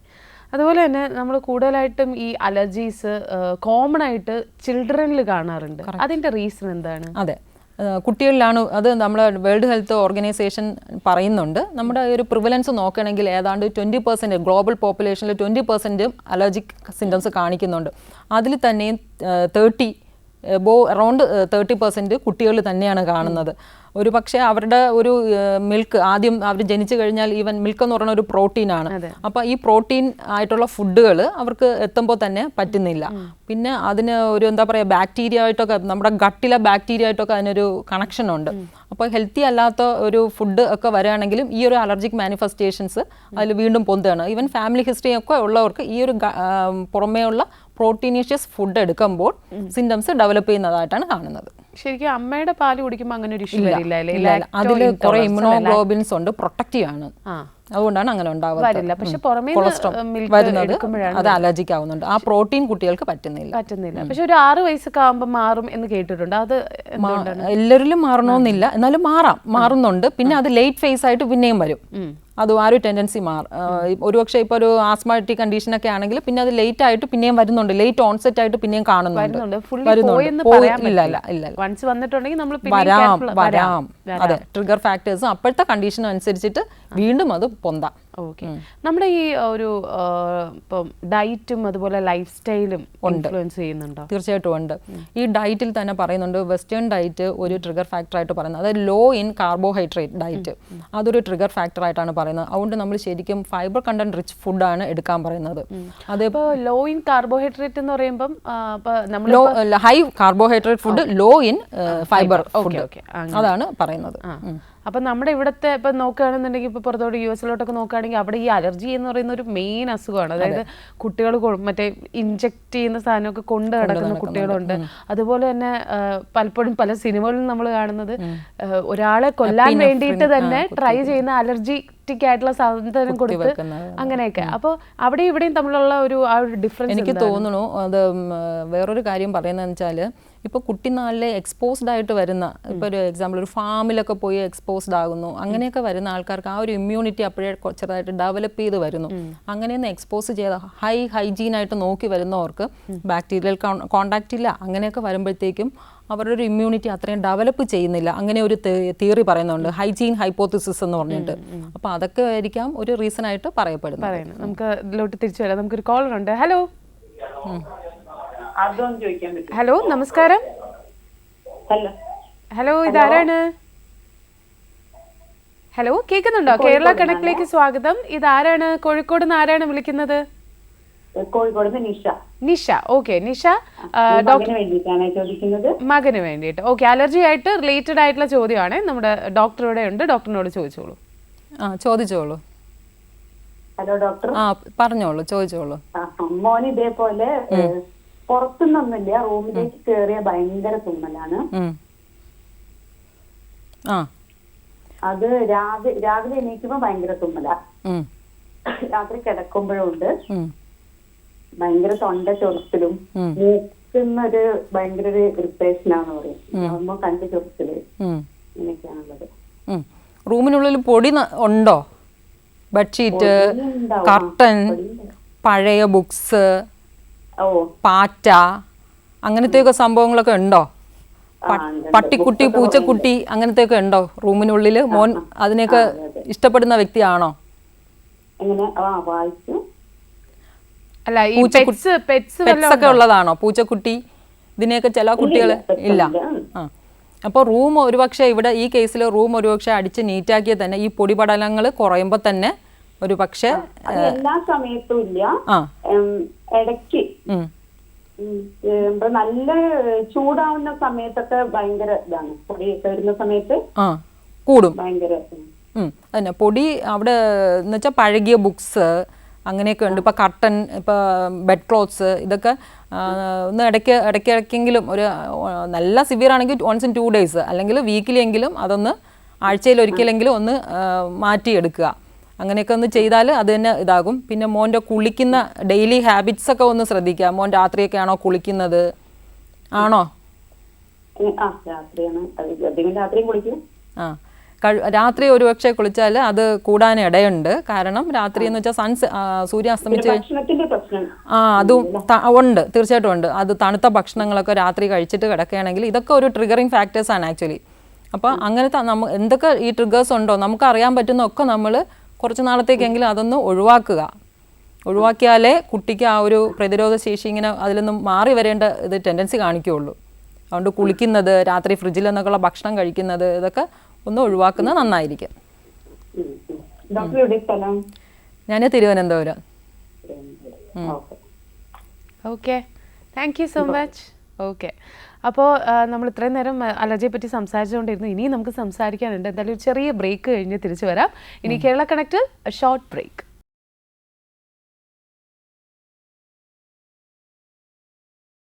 Welcome back to Kerala connect. Kerala കണക്റ്റിൽ ഇന്ന് നമ്മൾ സംസാരിച്ചുകൊണ്ടിരിക്കുന്നത് അലർജികളെ പറ്റിയാണ്. അലർജിയും അതിൻ്റെ ഹോമിയോപ്പതി ട്രീറ്റ്മെൻറ്റിനെ പറ്റിയാണ് ഇങ്ങനെ സംസാരിച്ചുകൊണ്ടിരിക്കുന്നത്. നമ്മുടെ കൂടെ ഉള്ളത് നമ്മുടെ തിരുവനന്തപുരം ഗവൺമെൻറ് ഹോമിയോപ്പതി മെഡിക്കൽ കോളേജിലെ നമ്മുടെ മെഡിക്ക എന്ന് പറയുന്ന ഡിപ്പാർട്ട്മെൻറ്റിലെ ഡോക്ടറാണ്. ഡോക്ടർ ബീന ദാസ് ആണ്. ഡോക്ടർ അവിടുത്തെ പ്രൊഫസറാണ്. അപ്പോൾ ഡോക്ടർ, നമ്മൾ നേരത്തെ സംസാരിച്ചുകൊണ്ടിരുന്നത് ശരിക്കും ഈ ഇപ്പോൾ നേരത്തെ ഒരു കോളർ ചോദിച്ചാൽ രാവിലെയും ഒക്കെ തുമ്മുന്നു എന്ന്. അപ്പം എൻ്റെ ഡൗട്ട്, കൂടുതലും ആൾക്കാർ രാവിലെ തുമ്മുന്ന ഒരു ഇതുണ്ട്. അപ്പം ഡസ്റ്റ് അലർജി ഉണ്ട്, പക്ഷെ രാവിലെയും. അപ്പൊ ശരിക്കും ഈ തണുപ്പ് തന്നെയാണോ അതിന്റെ റീസൺ? തണുപ്പ് തന്നെയാണ്. എന്ന് വെച്ചാൽ റൂം ടെമ്പറേച്ചർ ഒന്നാണ്. റൂം ഡോർ തുറന്ന് പുറത്തിറങ്ങുന്നത് ഒരു കോൾഡ് എയർ ആണ് ഇയാൾ ഇൻഹെയിൽ ചെയ്യുക, ശ്വസിക്കുക. അന്നേരം ആ ഒരു കോൾഡ് തന്നെയാണ് ഒരു ട്രിഗറായിട്ട് പെട്ടെന്ന് മൂക്കിങ്ങനെ ഊരുന്ന പോലെ തോന്നും, പിന്നെ ചൊറിയാൻ തോന്നും, മൂക്കൊലിപ്പ് വരും, തുമ്മൽ തുടങ്ങും. ഓക്കെ, അപ്പോൾ ഈ തണുപ്പ് കഴിച്ചു കഴിഞ്ഞാൽ അല്ലെങ്കിൽ തണുപ്പിൽ എക്സ്പോസ്ഡ് ആയി കഴിഞ്ഞാലൊക്കെ ഈ ജലദോഷം വരും എന്നുള്ളൊരു കോമൺ ധാരണ ഈ അലർജി തന്നെയായിരിക്കും? അല്ല, അത് തണുപ്പ് വന്നാൽ അലർജി ഒരു എക്സ്പോഷറായിട്ട് വരാം. അല്ലാതെ ഇപ്പോൾ ഒരു കോമൺ കോൾഡിന്റെ ഒരു ടെൻഡൻസി ഉള്ളവരാക്കും തണുപ്പിലോട്ട് ഇറങ്ങിയാൽ ഓഫ് കോഴ്സ് അത് കൂടെ തന്നെ ചെയ്യും. അപ്പൊ അത് രണ്ടുമാകാം എന്നുള്ളതാണ്. തണുപ്പ് രണ്ടിനും കാരണം. അതെ, തണുപ്പ് കോൾഡ് ജലദോഷം ഉള്ളവർക്ക് എന്തായാലും കൂടും. ഇതിപ്പോൾ ഫാമിലി ഹിസ്റ്ററി കോൾഡിന്റെ ഉണ്ട്, അല്ല അലർജിക് റൈനൈറ്റിസിന്റെ ഫാമിലി ഹിസ്റ്ററി ഉണ്ട് എങ്കിൽ തീർച്ചയായിട്ടും രാവിലെ എഴുന്നേറ്റ് അത് പുറത്തേക്ക് ഇറങ്ങുമ്പോൾ വീണ്ടും അത് കൂടുക തന്നെ ചെയ്യും. അതുപോലെ തന്നെ ഡോക്ടർ, ഈ അലർജിക്ക് പൊതുവേ ഉള്ള നമ്മൾ കാണുന്ന സിംറ്റംസ് ആണ് ചൊറിച്ചിൽ വരിക, തുമ്മൽ വരിക, അതുപോലെ തന്നെ ശ്വാസം എടുക്കാനുള്ള ബുദ്ധിമുട്ട്, ഇങ്ങനെയൊക്കെയുള്ള ഒരു കോമൺ സിംറ്റംസ് ഉണ്ട്. ഇതിനപ്പുറത്തേക്ക് മറ്റെന്തെങ്കിലുമൊക്കെ സിംറ്റംസ് ഉണ്ടോ? ഈ ഇത് കാരണം അഫക്റ്റഡ് ആവുന്ന കാര്യങ്ങളുണ്ടോ? എന്ന് വെച്ചാൽ ഇപ്പോൾ സ്കിന്നിൽ വരുമ്പോഴാണ് മെയിൻലി ഈ പറഞ്ഞ പോലെ അർട്ടിക്കേരിയ ഹൈസ് എന്നൊക്കെ പറയുന്ന ചൊറിഞ്ഞു പൊന്തുന്നത് വരുന്നത്. ഇഫ് നമ്മൾ ഭക്ഷണം കഴിച്ചിട്ടാണ് ഈ പ്രോട്ടീൻ, ചില മീറ്റ്, ഇറച്ചി ഒക്കെ കഴിക്കുമ്പോഴത്തേക്ക് പീനട്സ്, മുട്ട, ഇതൊക്കെ ചിലവർക്ക് പറ്റിയില്ല എന്നിരിക്കും, അലർജിക്കാണ്. അപ്പോൾ അത് കഴിച്ചാൽ വയറിന് ഉടൻ സഡൻ പെയിൻ ആയിട്ട് വരും, വയറ് വേദനിക്കുക, ചിലപ്പോൾ ലൂസ് സ്റ്റൂളായിട്ട് പോവുക, ചിലപ്പോൾ വോമിറ്റിംഗ് സെൻസേഷൻ, അങ്ങനെയൊക്കെ വരാറുണ്ട്. പിന്നെ ചിലവർക്ക് ശ്വാസം മുട്ട് പോലെ വരാം, സിവിയർ ശ്വാസം മുട്ട് പോലെ വരാം, അങ്ങനെയൊക്കെ വരാറുണ്ട്. പിന്നെ അനാഫലറ്റിക് റിയാക്ഷൻ വരാം. ചിലർക്ക് അത് കഴിച്ചിട്ട് 2 ദിവസം കഴിയുമ്പോഴായിരിക്കും സ്കിന്ന് ചൊറിഞ്ഞു പൊന്താൻ തുടങ്ങുന്നത്. എങ്ങനെ വേണോ ഇത് കാണിക്കാം. അലർജിക് മാനിഫെസ്റ്റേഷൻ റെസ്പിറേറ്ററിയിൽ മാത്രമല്ല സ്കിന്നിലും അത് കാണിക്കാം. 2 ദിവസം കഴിഞ്ഞു വേണമെങ്കിൽ 2 ദിവസം കഴിഞ്ഞ് വരാം. ചിലവർക്ക് അപ്പം തന്നെ കാണിക്കാം. ഈ ആർട്ടിക്കേരിയൊക്കെ എന്നൊക്കെ പറഞ്ഞത് ഈവൻ പെട്ടെന്ന് തന്നെ കാണിക്കാൻ പറ്റുന്നതാണ്. അനാഫലറ്റിക് റിയാക്ഷൻ എന്ന് വെച്ചാൽ അതിനേക്കാൾ ഏറെ ഭയങ്കര സ്പീഡിൽ കാണിക്കുന്നതാണ് അലർജിക് റിയാക്ഷൻ. അപ്പോൾ നമ്മൾ എന്തെങ്കിലും ഒരു ഫുഡ് കഴിച്ചു അതിന് അലർജി ഉണ്ടെന്നുണ്ടെങ്കിൽ ചിലപ്പോൾ 2 ദിവസം കഴിഞ്ഞ് നമുക്ക് അതിന്റെ സിംപ്റ്റംസ് വരാം എന്ന് വെച്ചാൽ എന്തെങ്കിലും ഇതുണ്ടെങ്കിൽ വരാം എന്നുള്ളതാണ്. നമുക്കൊരു വാട്സപ്പിൽ ഒരു മെസ്സേജ് അയച്ചിട്ടുണ്ട്. കോട്ടയത്ത് നിന്ന് സുരേഷ് ആണ് അയച്ചിരിക്കുന്നത്. അദ്ദേഹം പറയുന്നത്, ഞാൻ എൻ്റെ മകൾക്ക് വേണ്ടിയാണ് ഈ മെസ്സേജ് അയക്കുന്നത്. 17 വയസ്സായി. ഡിറ്റർജൻറ്റ് സോപ്പ് ഉപയോഗിച്ച് തുണി കഴുകുകയാണെങ്കിൽ ആണോ എന്നറിയില്ല, കയ്യിലും എല്ലാ ഇങ്ങനെ കുഞ്ഞു മുകുളങ്ങളെ പോലെ വരുന്നുണ്ട്, പൊള്ളി വരുന്നുണ്ട്. അങ്ങനെ ഒരു പ്രശ്നമുണ്ട്. ഇതിൽ ഹോമിയോപ്പതിക്കല് നല്ല ട്രീറ്റ്മെന്റ് ഉണ്ട്. ഇതിപ്പോൾ ആ സോപ്പിൽ ആ ഡിറ്റർജന്റിലുള്ള കെമിക്കൽസ് ആണ് ആ വ്യക്തിക്ക് അലർജനായിട്ട് ട്രിഗർ ഫാക്ടർ ആവുന്നത്. അപ്പോൾ ഫസ്റ്റ് ഓഫ് ഓൾ ആ ഒരു സോപ്പ് ഇയാൾ ഉപയോഗിക്കാതിരിക്കുന്നതാണ് നല്ലത്. കാരണം കോൺസ്റ്റന്റ്ലി ആ ട്രിഗർ ഫാക്ടർ കയ്യിൽ വന്നുകൊണ്ടിരുന്നാൽ എന്തായാലും കാണിച്ചുകൊണ്ടിരിക്കും, സിംറ്റംസ് വന്നുകൊണ്ടിരിക്കും. അപ്പോൾ അത് ആദ്യം അവോയ്ഡ് ചെയ്യുക, അല്ലെങ്കിൽ ഗ്ലൗസ് ഇടുക. എന്നിട്ട് ഹോമിയോപ്പതി മെഡിസിൻസ് കൂടെ കണ്ടിന്യൂസ് എടുക്കുക. തീർച്ചയായിട്ടും ആ ടെൻഡൻസി കുറഞ്ഞു വരും. ഓക്കെ, അത് എനിക്ക് കോമൺ ആയിട്ട് കുറേ ആൾക്കാർക്ക് ഉള്ളതാണ്. അതിന്റെ ആ കെമിക്കൽസ് ആണ്, ആ കെമിക്കൽസ് ഈ ബോഡിയിൽ പറ്റുന്നില്ല, അലർജിക് ആയിട്ട് വരുന്നുണ്ട്. അതുപോലെ തന്നെ ഡോക്ടർ, ഈ ഉറക്കം, സ്ലീപ്പ്, അതുപോലെ തന്നെ സ്ട്രെസ്, ഇതിനൊക്കെ വളരെയധികം കണക്ഷൻ ഉണ്ട്. തീർച്ചയായിട്ടും ഉണ്ട്. അത് സ്ലീപ്പ് ചിലവർക്ക് അതൊക്കെ ഒരു ട്രിഗർ ആയിട്ട് വരുന്നുണ്ട്. ഉറക്കം നേരെ കിട്ടിയില്ല, മൈൻഡിന് ഭയങ്കര റോളാണ്. സ്ട്രെസ് ഉള്ളവർക്ക് അത് എക്സാം ടൈമൊക്കെ ആകുമ്പോൾ കുട്ടികളവിടെ വരാറുണ്ട് അലർജിക് മാനിഫെസ്റ്റേഷൻ. ഉറക്കവും ഇല്ല, ഭയങ്കര മെന്റൽ ടെൻഷനാണ്. അങ്ങനെ വരുമ്പോൾ അത് അലർജിക് ആയിട്ട് വരുന്നുണ്ട്. നമുക്ക് ഹോമിയോപ്പതിയിൽ ഇങ്ങനെ തന്നെ പറയുന്നുണ്ട്, ഈ മെന്റൽ സ്ട്രെസ് കാരണം വരുന്ന അലർജിക് ഡിസീസസ്. അതുകൊണ്ട് തീർച്ചയായിട്ടും ഇങ്ങനത്തെ ആൾക്കാർക്കൊക്കെ ഉണ്ടെങ്കിൽ ഹോമിയോപ്പതിയിൽ വന്നാൽ അവർക്ക് നല്ല മെഡിസിൻസ് ഉള്ളതാണ്. തീർച്ചയായിട്ടും നമുക്ക് അതിലോട്ട് തിരിച്ചു. നമുക്കൊരു കോളർ ഉണ്ട്. ഹലോ കേരള കണക്റ്റിലേക്ക് സ്വാഗതം. ആരാണ്? എന്റെ പേര് അബിത്ത് എന്നാണ്. ഞാൻ കോഴിക്കോട് നിന്നാണ് വിളിക്കുന്നത്. അബിത്ത് എന്നാണോ അജിത്ത് എന്നാണോ പേര്? അബിത്ത്. ഓക്കെ, അബിത്ത് അലർജി ആയിട്ട് ബന്ധപ്പെട്ട സംശയം ഡോക്ടറിനോട് ചോദിച്ചോളൂ. അബിത്ത്. എനിക്കൊരു കൊറോണയ്ക്ക് ശേഷമാണ് അലർജി നന്നായിട്ട് കൂടിയത്. അതായത് മെയിനായിട്ട് പുറത്തത്തെ പൊടിയല്ല, അകത്തത്തെ പൊടി, അതായത് വീട്ടിന്റെ ഉള്ളിൽ ഉണ്ടാവുന്ന പൊടിയാണ് അധികം അലർജി ഉണ്ടാക്കുന്നത്. അപ്പൊ ഞാൻ കുറെ ഹോമിയോ കാണിച്ചു, അതേപോലെ ഇംഗ്ലീഷ് മരുന്ന് ഒക്കെ കാണിച്ചതാ. പക്ഷെ വലിയ മാറ്റമൊന്നുമില്ല. ആ മരുന്ന് കഴിക്കുമ്പോ ഒരു കുറവുണ്ട്, അത് കഴിഞ്ഞാൽ വീണ്ടും വരും. അതായത് തുമ്മലായിട്ട് വരും. ആദ്യം നെഞ്ഞിന്റെ ഉള്ളിൽ നിന്ന് ചൊറിയും, അതേപോലെ തൊണ്ട, കണ്ണ്, ചെവിന്റെ ഉള്ളിൽ നിന്നൊക്കെ അങ്ങനെ ഒരു ചൊറിച്ചിലെടുക്കും.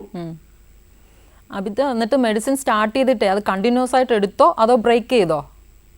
അത് ആ കോഴ്സ് കംപ്ലീറ്റ് ചെയ്തു. അതിൽ അവര് പറഞ്ഞത് ഇത്ര സമയം കഴിച്ചാൽ മതി എന്ന് പറഞ്ഞു, ഇംഗ്ലീഷ് മരുന്ന്. അത് അതേപോലെ കഴിച്ചു. പിന്നെ അവരൊരു ഇൻഹേലർ ആയിരുന്നു തന്നത്. അപ്പൊ അത് യൂസ് ചെയ്ത് പതിയെ പതിയെ അത് കുറച്ച് കൊണ്ടുവരാനാ പറഞ്ഞത്. ഹോമിയോയിലാണോ? അത് അതേ പ്രകാരം തന്നെ ചെയ്തു, കുറച്ച് കൊണ്ടുവന്നു. പിന്നെ അത് മെല്ലെ മെല്ലെ സ്റ്റോപ്പ് ചെയ്യണം.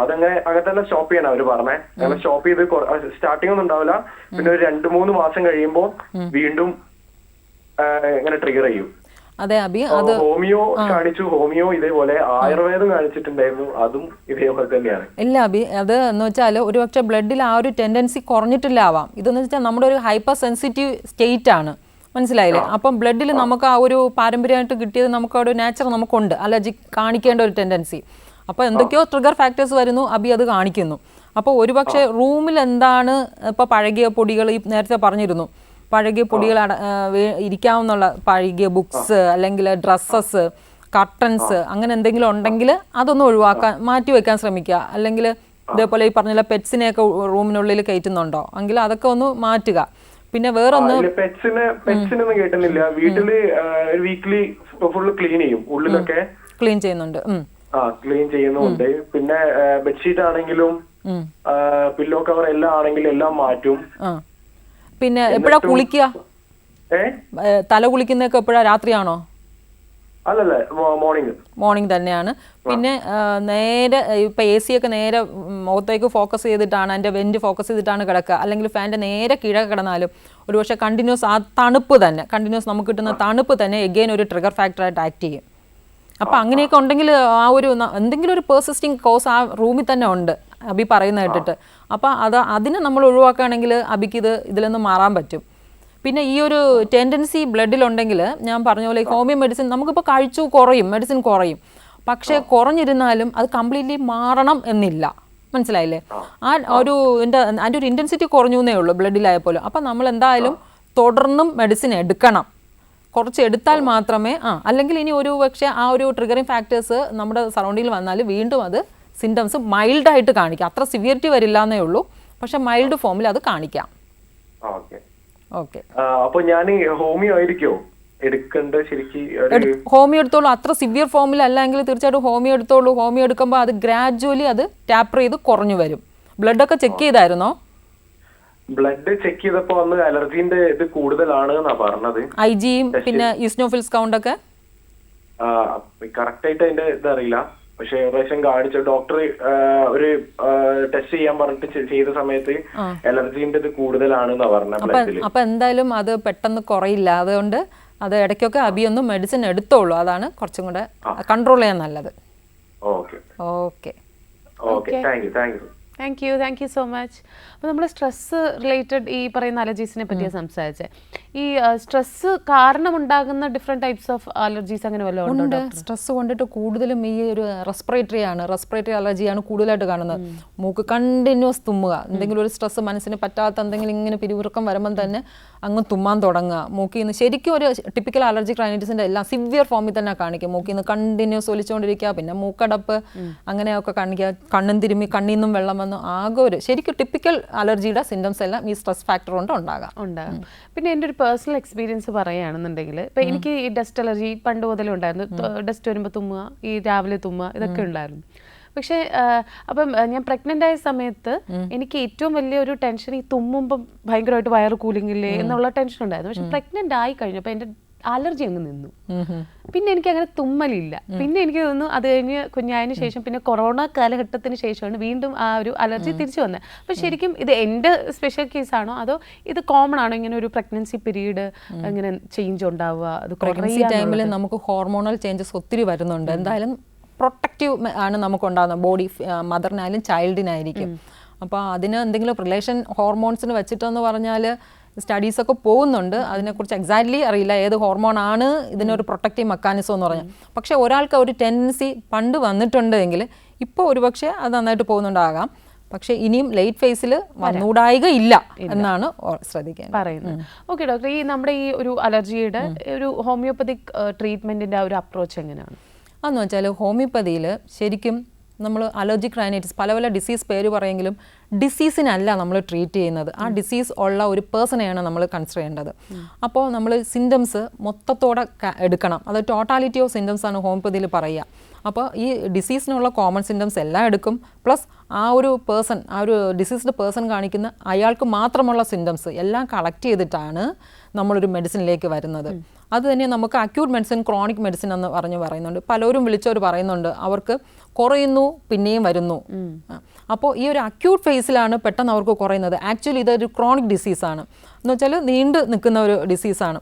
അപ്പോൾ അവർക്ക് വീണ്ടും മെഡിസിൻ കഴിച്ചാൽ ആ ക്രോണിക് ഗ്രൂപ്പ് ഓഫ് മെഡിസിൻ ഒരു വ്യക്തിയെ മനസ്സിലായി വ്യക്തിക്ക് സ്യൂട്ട് ചെയ്യുന്ന മെഡിസിൻ കഴിച്ചാൽ മാത്രമേ ആ ഒരു ഡിസീസിന് നമുക്ക് കുറച്ച് കൊണ്ടുവരാൻ പറ്റുള്ളൂ.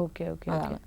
ഓക്കെ. അപ്പോൾ രണ്ട് തരത്തിൽ അപ്രോച്ച് നമ്മൾ ചെയ്യേണ്ടി വരും. അക്യൂട്ടായിട്ട് നല്ലതായിട്ട് കൂടി നിൽക്കുമ്പോൾ അക്യൂട്ട് മെഡിസിൻ കൊടുത്തൊന്ന് കൺട്രോൾ ചെയ്യുക. പിന്നെ ഒരു ക്രോണിസിറ്റി മെയിൻറ്റെയിൻ ചെയ്യണമെങ്കിൽ ആ ക്രോണിക് ഗ്രൂപ്പ് ഓഫ് മെഡിസിൻസ് കൂടെ നമ്മൾ കൺസിഡർ ചെയ്യണം. ഓക്കെ.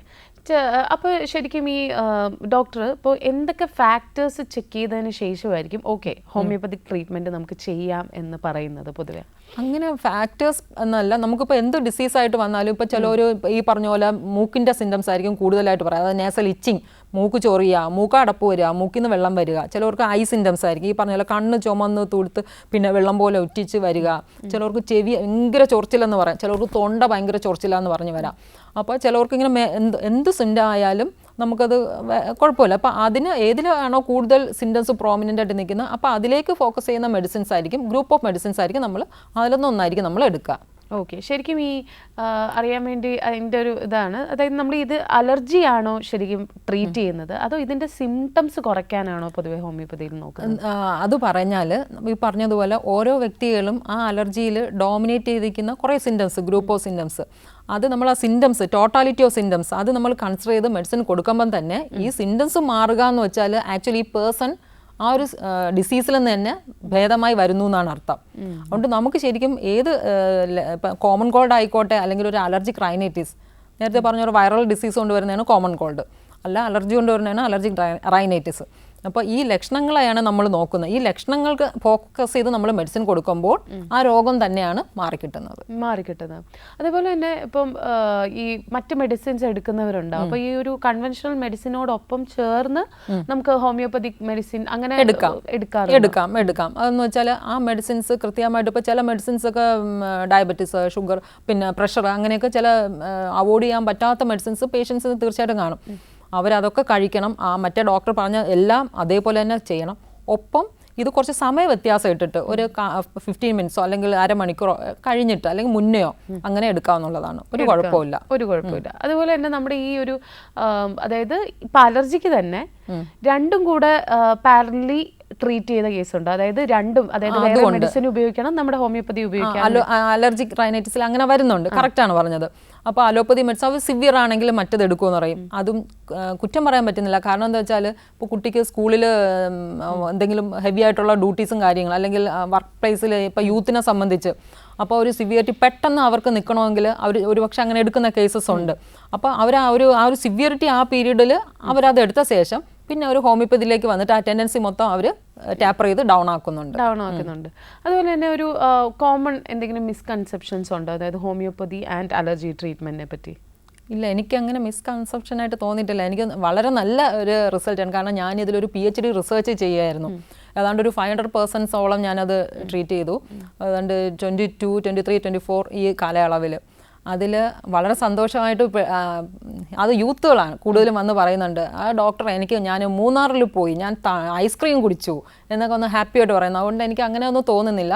അതെന്തായാലും ശരിക്കും നമ്മൾ മെഡിസിൻ എടുക്കുന്നു, ബ്രേക്ക് ഇടാതെ എടുക്കണം. എടുത്താൽ ആ ഒരു ടെൻഡൻസി നമുക്ക് ടാപ്പർ ചെയ്യാൻ പറ്റുന്നുണ്ട്, അവർക്ക് ചെയ്യാൻ പറ്റാതിരുന്ന പല കാര്യങ്ങളും അവർക്ക് ചെയ്യാൻ പറ്റുന്നുണ്ട്. അങ്ങനെയാണ് ഈ സ്റ്റഡിയിൽ നിന്ന് മനസ്സിലാക്കിയത്.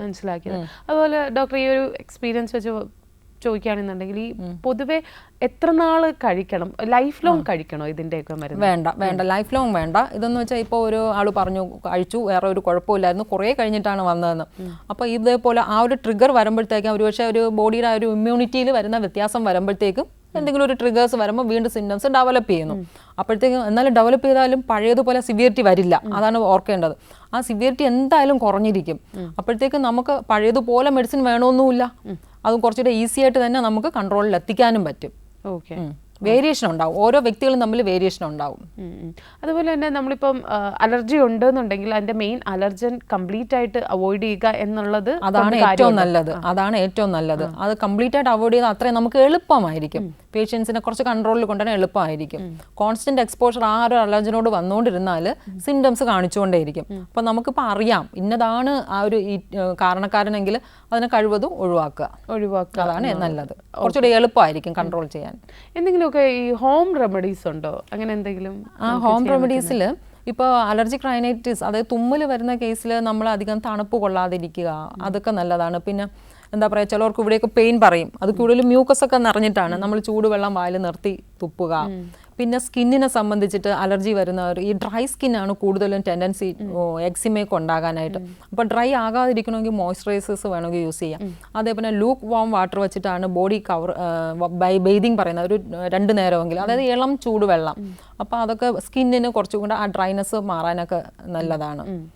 അങ്ങനെയൊക്കെ നമുക്ക് വീട്ടിൽ വെച്ച് തന്നെ ചെയ്യാൻ പറ്റുന്നതാണ് ഈ കാര്യങ്ങൾ. ഈ ഫുഡ് അലർജി ഉണ്ടല്ലോ, ഈ ഫുഡ് അലർജിയെ പറ്റി ഞാൻ എൻ്റെ ഒരു ഫ്രണ്ടിൻ്റെ വേറൊരു ഫ്രണ്ട് പറഞ്ഞു കേട്ടുള്ളതാണ്.